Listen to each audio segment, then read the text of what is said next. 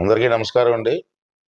ముఖ్యంగా గ్రామ సర్పంచులు కానివ్వండి, గ్రామంలో ఉన్న పెద్దలకు కానివ్వండి, తెలుగుదేశం పార్టీ నాయకులందరికీ కూడా విజ్ఞప్తి ఏంటంటే, దయించి నేను చెప్పింది పూర్తిగా వినండి. ఈ అవకాశాన్ని వినియోగించుకోని చెప్పి మీ అందరిని కోరుకుంటున్నాను. ఇక్కడే కాదు, నర్సీపట్నం నియోజకవర్గం కాదు, రాష్ట్రం అంతా కూడా నేను పిలుపునిస్తున్నాను. ఇది మంచి అవకాశం మనకి. చంద్రబాబు నాయుడు గారు రెవెన్యూ సదస్సులు పెడుతున్నారు. అది రేపు 6వ తారీఖు నుంచి, ఈ నెల 6వ తారీఖు నుంచి వచ్చే నెల 8వ తారీఖు వరకు ఈ రెవెన్యూ సదస్సులు జరుగుతాయి.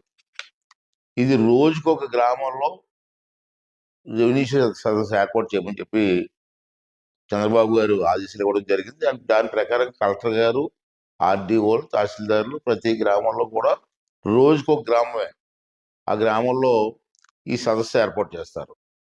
ఈ సదస్సు తాలూకు ముఖ్య ఉద్దేశం ఏంటంటే, గత గవర్నమెంట్లో భూములు ఆక్రమించుకున్నారు, గవర్నమెంట్ భూములు ఆక్రమించుకున్నారు, చెరువులు ఆక్రమించుకున్నారు, దేవాదాయ శాఖ భూములు ఆక్రమించుకున్నారు. తర్వాత మీ భూములు కూడా మీకు తెలియకుండా కంప్యూటర్లో మార్చేశారు. మీకు తెలియదు ఆ విషయం. మీ భూములు మీ పేర్లు ఉంటే ఉన్నప్పటికీ కూడా కంప్యూటర్లో ఆన్లైన్లో మార్చేశారు. ఇవన్నీ చాలా అన్యాయం చేశారు. చాలా మంది ప్రజలు ఇబ్బంది పడుతున్నారు, రైతులు ఇబ్బంది పడుతున్నారు. అంచేత నేనేమన్నానంటే, ఇది మంచి అవకాశం కాబట్టి ఇటువంటి అన్యాయం జరిగిన వాళ్ళు, ఆన్లైన్లో పేర్లు మార్చేసిన వాళ్ళందరూ కూడా ఈ సదస్సుకి వెళ్ళండి.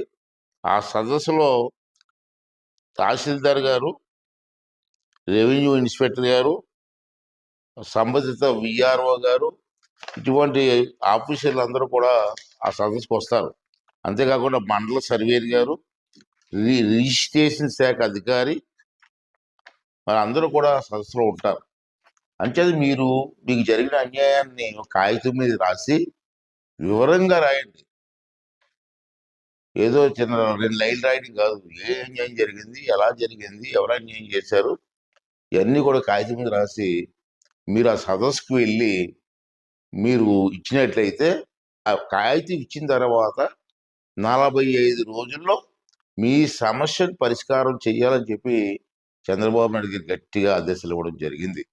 అంచేత ఈ అవకాశం మంచి అవకాశం, దీన్ని మీరు వినియోగించుకోండి. అశ్రద్ధ చేయొద్దు.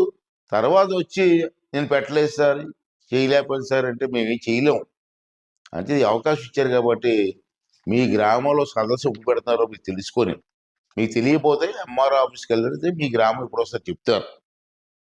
పేపర్లో కూడా ఏ రోజు ఏ గ్రామం వస్తుందో చెప్తారు, మీ నాయకులు కూడా చెప్తాం.